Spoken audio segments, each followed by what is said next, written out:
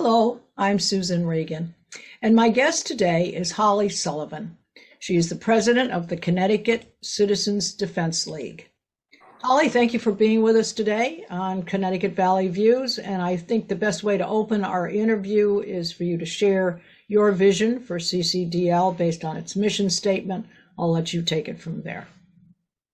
Sure, Susan. So CCDL we're in our 14th year, and we are committed to the right to keep and bear arms.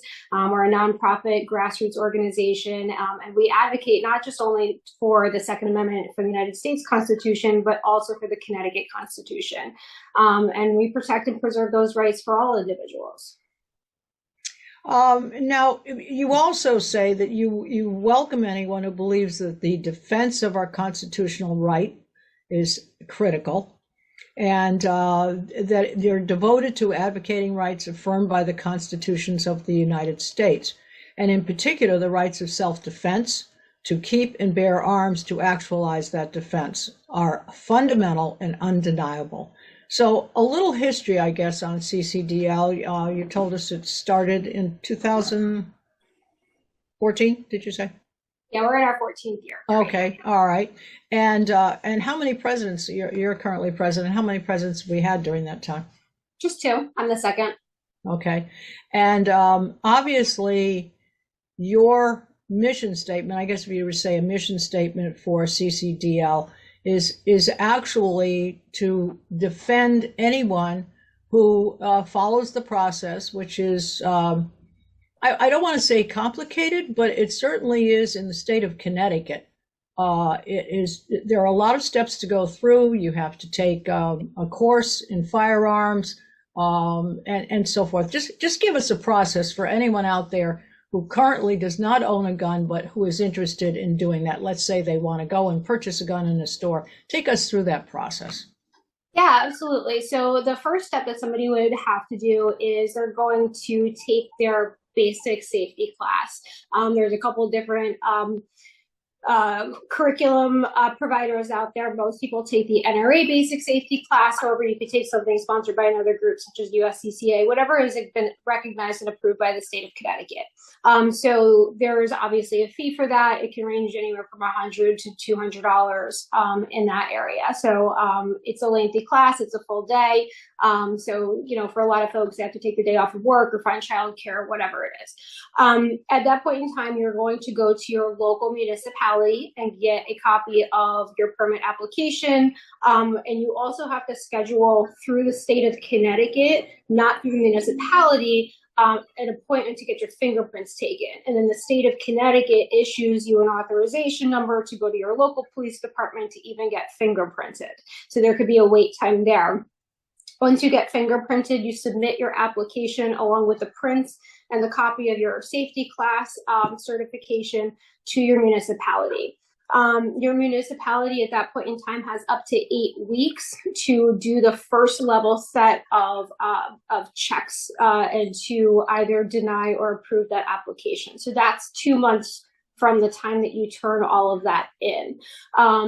There are quite a few municipalities in the state that do not abide by the 8 weeks. And, there's certainly, we're very concerned about that. And we currently do have a pending lawsuit on that issue. Once we hit that 8-week mark, you are given a piece of paper that is a temporary permit. You cannot buy a firearm at this point. You also cannot buy ammunition at this point. You can simply take that document, take it over to the state police. State police then runs their next set of checks. And then at that point, when you pay more fees, you are issued your actual permit. Then you would have to go to a store. You would purchase your first firearm. You're again background checked at the point of sale. So this is not a simple process, and it is not a quick process. Well, I guess what I would say, so we're talking 2 to 3 months if someone wants to purchase a gun.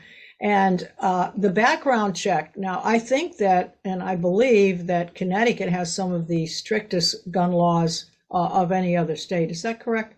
Yes. Yes. All right. Well, having said that, Governor Lamont has proposed some new gun control measures. And can you speak to some of those topics and CCDL's position on them, where you are, status, some of the steps that you've taken to counteract what they've done. There are quite a number of them, and take them in whatever order you'd like, but I'm going to just start here. Fund community violence intervention programs. Yeah, absolutely. So we have no objection to intervention. In fact, I would support intervention. I think it's important to get into the communities that are struggling with these issues and teach folks.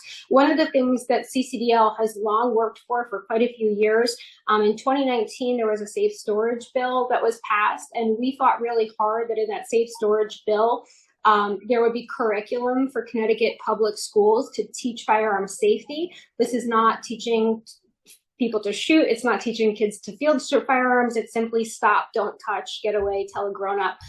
So we really, we fought hard for that in 2019. We actually filed the FOIA requests and recognized that back in the 1990s, there was a law passed that said that the state of Connecticut may create firearm safety curriculum. They never did, which is why we fought in 2019 to make it that the state of Connecticut shall create firearm safety curriculum. The problem with that is that this has not been implemented in the vast majority of Connecticut municipalities. So the vast majority of Connecticut schools have not actually done this, and they're not teaching that. So we have long been advocates for education and intervention, and yet the very items that we've worked to put into place to actually prevent tragedies has not been done at a governmental level. Well, one question to ask, and it could be we have adults out there, and I think as they get more involved and get their gun and safety and so forth, at what age can you actually go through this process and purchase a gun? So for a long gun, there are only certain long guns in the state of Connecticut that an 18-year-old would be eligible to purchase. They can't purchase a semi-automatic. They would have to purchase something that's like a bolt action.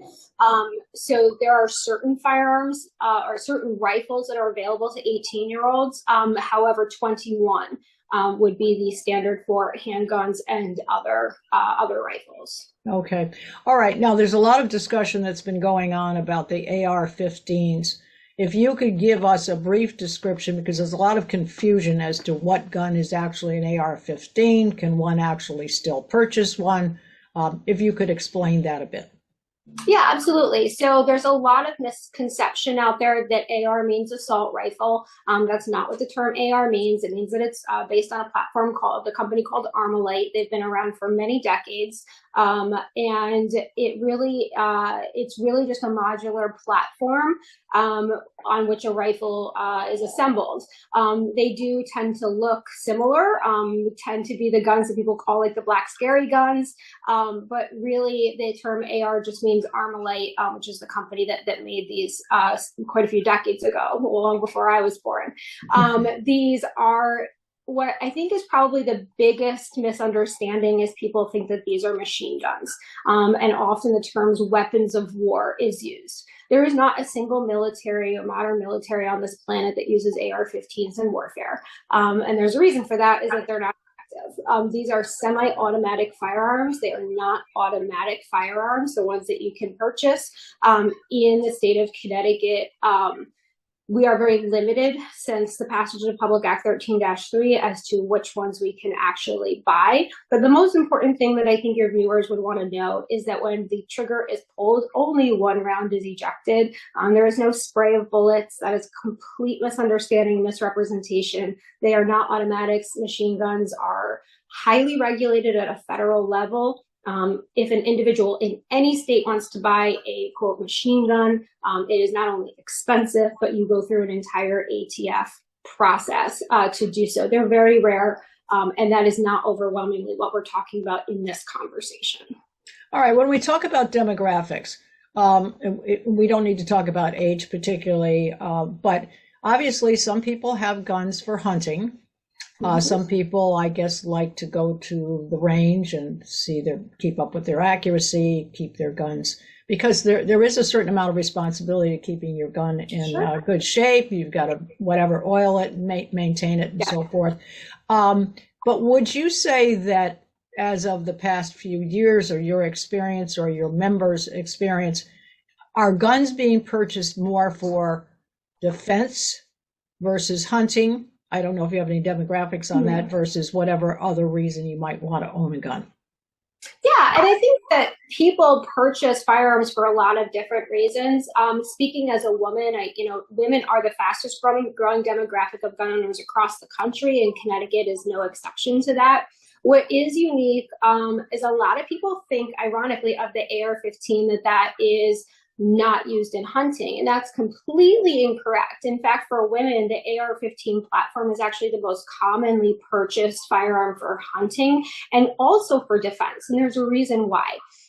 One of the most, as I mentioned, it's a modular platform, which means it's adjustable. If you have a wood stock hunting rifle, one, it's very, very heavy.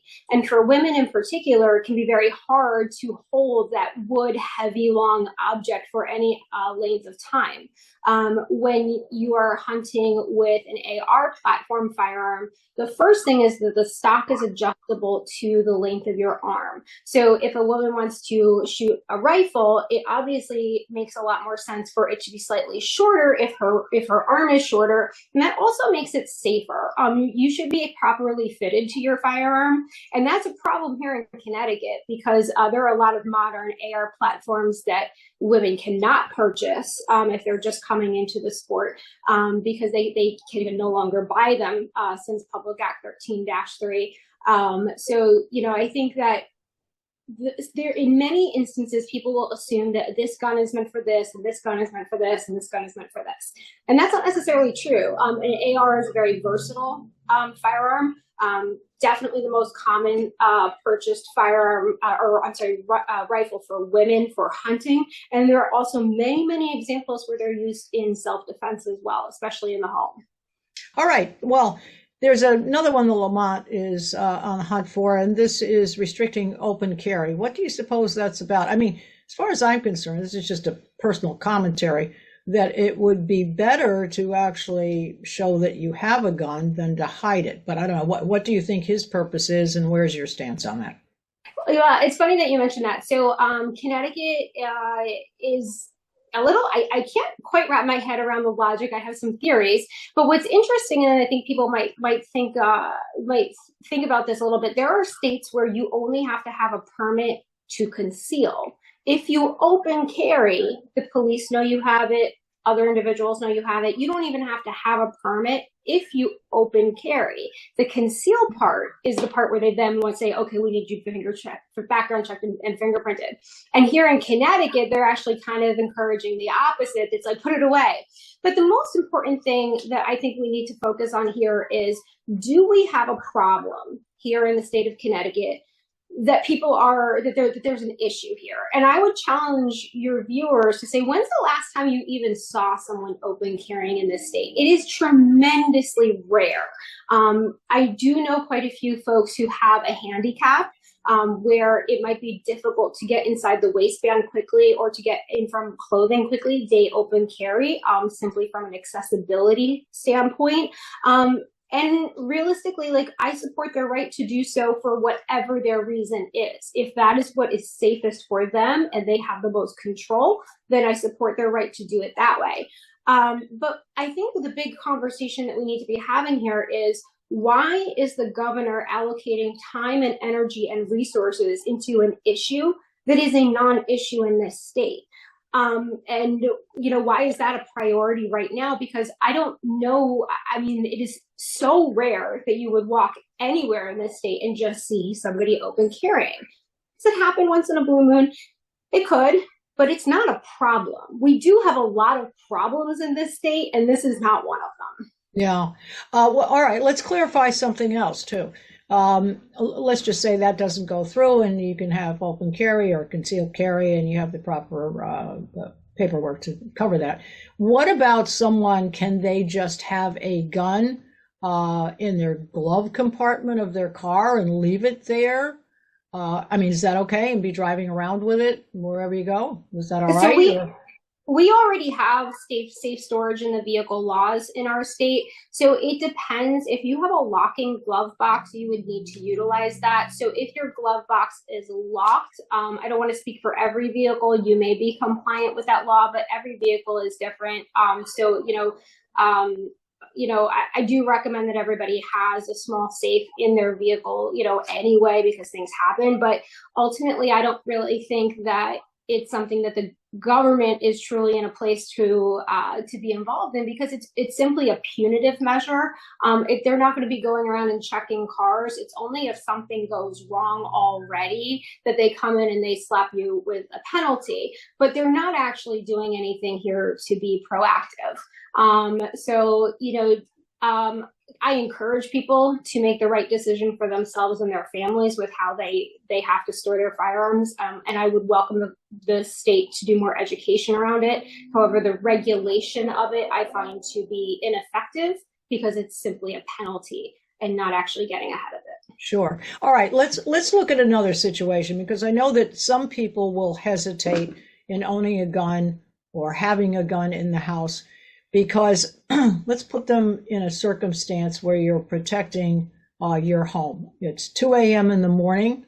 You have your gun. Supposedly you're supposed to have it locked up and your ammunition someplace else. You're not supposed to store it loaded. 2 a.m. you hear crashing and banging on the front door. Obviously it's frightening. You get your gun. I guess you either load it 9mm or bullets in your handgun, whatever. You go down and someone has broken through the front door. You can't tell if they're brandishing a knife or some other weapon or a gun. You fire the gun and you kill them. Now, that obviously is a traumatic event, but what you've done is you protect your home. Obviously, the police will come, or you call the police and so forth. Then the process from there. Is there a situation here where you now become the victim of someone who's broken into your home and put fear in your family, but you've killed someone? Is there fear of being a victim now of the law because you've actually killed someone, because now they have to investigate it and see if they actually had a weapon or not? Are you in an okay position to have shot them? Yeah, that's going to really be, that's very circumstantial, and something that an attorney would be best suited to reply based on the circumstances. Mm-hmm. At the end of the day, if you're in fear for your life and it's genuine, the vast majority, well, I don't even want to say that, there are people that find themselves in these situations. Sure. And really there's a lot of factors that go into it. Were they facing this direction? Were they facing that direction? Did you have an opportunity to get away? So there's a lot of circumstances that play into what the ultimate verdict would be. Okay. All right. Let's talk about going on with Governor Lamont here. He wants to have limited gun purchases, 1 gun per month. What is your position on that? I think that's very dangerous, and there's a lot of reasons why that's very dangerous. What they're really talking about is 1 transfer. They're not talking about 1 new purchase necessarily. It's just a transfer. So I'll give you my own personal story. So when my father passed away, my mom was newly widowed, and she didn't want the firearms in the house. She just wasn't comfortable. She wasn't in that place. I had my permit. My sister had her permit. And we transferred my father's firearms to us. We were equipped to have them. They were all set up. This would prohibit that. It would be 1 at a time. It would take ages to remove firearms from somebody and transfer them to somebody else. There are a lot of very valuable reasons why bulk transfers happen. Another one of those reasons could be that somebody who is maybe in a distressful situation, maybe they're feeling really down, and or they have a child or, an adult child in the house, and they don't want firearms in the home at this time. They're making that decision for their families, and they're making the responsible decision to remove the firearms. Well, the concern there is, 1, they can only transfer 1 away a month. But then when they want to, they're less likely to do it, because if they want to get their firearms back, 1 month. It might take them a year or 2 years to get their firearms back. So there's a lot of, this is the problem with quite frankly, the governor's plans in general. They don't speak to us. Talk to the real gun owners and find out what the real implications are. What they're trying to prevent are straw purchases. They're trying to prevent somebody coming in, buying a number of firearms, and then selling them on the streets. The harsh reality is that's already illegal. It's already a federal crime. So all that they're doing is implementing now a state law that will hinder people's ability to do the right thing when they're in a hard situation.